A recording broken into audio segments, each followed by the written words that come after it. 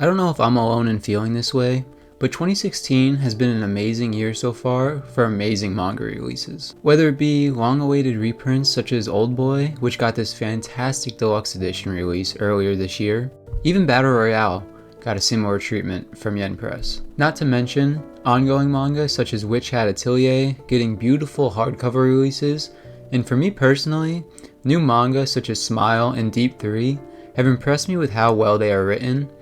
At least for where they are in their story now, time will tell if it continues. If you want to hear me talk more about Smile or Deep 3, I already have a first impression video of Smile posted on my page, which I'll link above. As for Deep 3, I like to wait until I've read the first 2 volumes of a manga before making a first impressions video, just so I can feel out the story more before I go in giving you opinions on whether it's worth picking up or not. With volume 2 of Deep 3 coming out next week, I should have a first impressions on that posted on the page soon as well. With that being said, my point being, we are living in a great time for manga, so I figured it might be fun to go over the 5 upcoming releases I am personally most excited for. I'd also love to hear what you guys are looking forward to picking up. I like seeing each other's taste in manga differ based on what we decide to add to our own collections. And it's also a good way for me to make sure I'm not missing anything good coming out. With all that being said, let's get right into the list, first starting off with 2 honorable mentions. So this first manga is not on the honorable mentions list because I think it's going to be any worse than the others on the list. More so, this is the only manga on this list I don't have any type of history with, which I'll get into as we get further into the video, but that's the only reason it's in the honorable mentions. However, I am still very excited to be adding Joggin to my collection later this year. Coming out on September 29th, 2026, it seems unique and unlike anything I have in my collection. He's a police officer, living what seems to be a great life. He's married, has kids, has his own stable job. However, to Shintaro, he feels one thing: bored. He constantly is in his own head, thinking about how dull his life is. That is, until civilians start to morph into these grotesque monsters who exist only to cause violence. From some toxic frog, kinda like Spider-Man-esque, Shintaro also transforms. Instead of losing control and fully changing into one of these monsters, he instead is able to change his arm into like a meaty arm gun, which if that doesn't make you perk up, I don't know what will. And with that setup, it seems as though it's going to be a really graphic body horror mixed with action as Shintaro hunts down these monsters. For anyone who's a fan of the manga Blue Lock, you'll be interested to know this is actually written by the same mangaka, and it came out before Blue Lock, and I think that's pretty unique because this series sounds completely different than a soccer manga. Speaking of Blue Lock, that will kind of unfortunately lead us into the final honorable mention. At the start of next month, on June 2nd, Titan Manga, who has been impressing me more and more with their releases recently, will be putting out Aoashi. Not 100% sure if I'm pronouncing that right, so if not, just let me know in the comments so I can get it right for the next video. This is a relatively old release, first being published in 2015, but with the success of the recent anime, Titan Manga has decided to put out this 40-volume series in a 3-in-1 omnibus format. As I was saying with Blue Lock,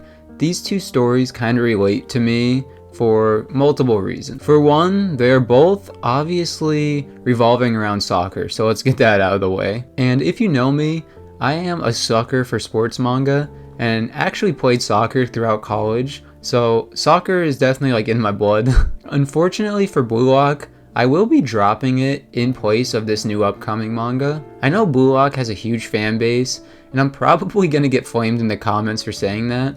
However, after reading the first volume physically, and even giving the next 2 volumes a chance, it was just not what I was looking for. One of my favorite tropes in sports manga is the main duo that you get to slowly see grow together. Hanamichi and Rukawa from Slam Dunk are a perfect example of this, and the plot of Blue Lock doesn't really allow for that. I also have a preference for a slightly more grounded sports story, and based on a few things I've seen from later in the story, and I could be wrong, it's much closer to a manga such as Kuriko's no Basket, which I can't say anything for the manga, but from watching the anime, it was a good story. It's just not what I'm looking for in particular. That brings me to the plot of the story. Although I have a relatively basic knowledge on this one, it follows a middle schooler, Ashido, as he tries to climb the ranks and reach the professional level. And as I was saying, I love my duos, so along with Fukuda, another player whose career was about to be cut short, it's a coming of age mixed with the struggles you must overcome to reach the top. Knowing we have a long journey to dive into, I can't wait to get started on it in June when this one comes out. Getting into the actual top 5, starting off at number 5 with a good one. Suicide Island, YouTube, please don't kill me, will be coming out at the tail end of the year on December 8th, released by Dark Horse. I remember reading the first half of this manga all the way back when I was 16 online on some super sketchy site, so I'm so excited to finally be getting a physical edition to add to my collection. This 17-volume manga first came out in 2008 and was written by Kujimori, who you might recognize as the mangaka who was trusted with the monumental task of taking the mantle of the Berserk story from his close friend, the late Kentaro Miura. He's also known for writing another incredible work in Holy Land, so if this release is successful, here's hoping they translate that one next. This story seems to follow his trend of writing great, dark and twisted worlds. Sai is a young man who has failed to unalive himself multiple times. After signing his life away, he's declared dead by the government and put on an island with people in similar situations. On this island, there are no rules except you are not allowed to leave. The story then kind of follows two central groups who both form different ideologies. Sei's group attempts to build up a makeshift community, kind of living in harmony with one another, while the other group is violent and ruthless, leading the two to obviously clash. If you've read Battle Royale, it's very similar in many ways. I haven't heard many people talking about this one yet. I'm not sure if it's because it's coming out towards the tail end of the year, but if it does sound interesting to you, I hope you do give it a try and enjoy it, and who knows, maybe we'll see Holy Land soon. The manga that took the number 4 spot needs much less introduction, as it's considered one of the classics of the medium. That manga of course being Appleseed, which will also be released by Dark Horse in this amazing looking deluxe edition. Fortunately, the entire story will be collected in this one deluxe edition. This deluxe edition will contain all 4 of the original singles, and it will come out on August 14th. And if you happen to enjoy the story that you read there, on December 4th, a companion edition will come out. This seems like it will be half art book with an incomplete volume 5, as well as notes from the mangaka on the story and possible alternative ways the story could have gone, which sounds interesting to read knowing the prestige the mangaka has. Masanori Oda is one of the first in the medium to bring cyberpunk story aspects to Japanese manga. Many people compare the influence Appleseed and his popular later work, Ghost in the Shell, had on the cyberpunk genre, similar to the influence Gundam franchise had on the mecha genre. After seeing the pedigree surrounding Appleseed, it goes without saying why it made this list. Plus,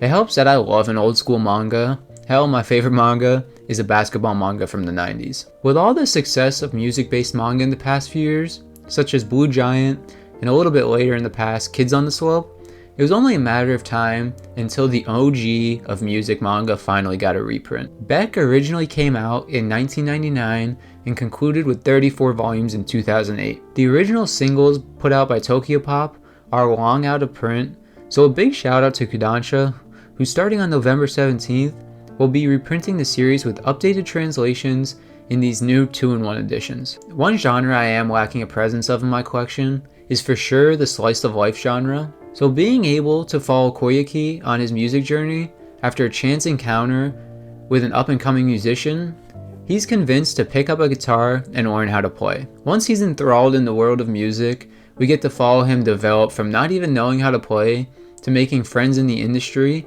and eventually forming a band with these same friends. Sounds like such a good story and something I'll enjoy picking up and reading as it comes out. So yeah, definitely check this one out if it sounds interesting, because I know the fans of this are going crazy that this is getting a reprint. The number 2 manga on this list, I honestly did not see coming in the slightest. If you're as big a fan of Osamu Tezuka as I am, you'll be happy to know that Blackjack is finally getting a reprint. Emphasis on finally. Not much is known about how the release will actually look, seeing as no official images have been released yet. The actual way Kodansha is deciding to put out this title is rather interesting, And although I'm appreciative for Blackjack finally being shown some love, if they were simply reprinting the original 25 volumes, this would have easily taken the #1 spot for me. Instead, they're kind of being weird about it. So on November 3rd, Kodansha will be dropping the first volume in some form of premium deluxe edition. Everything makes sense up until now, but this is where it gets weird.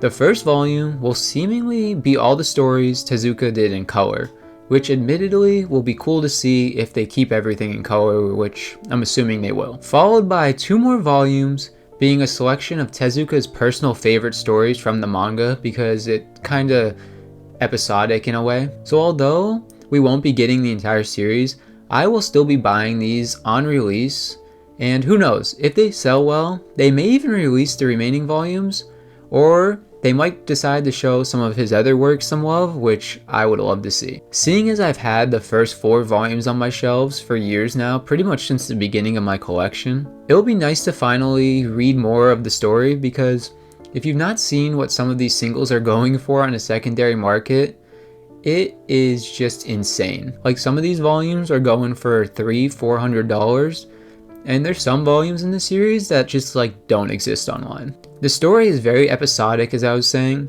To put it simply, it follows a doctor named Blackjack, whom we follow as he uses his abilities to save people, typically the poor or needy, while also putting the baddie of the week in their place.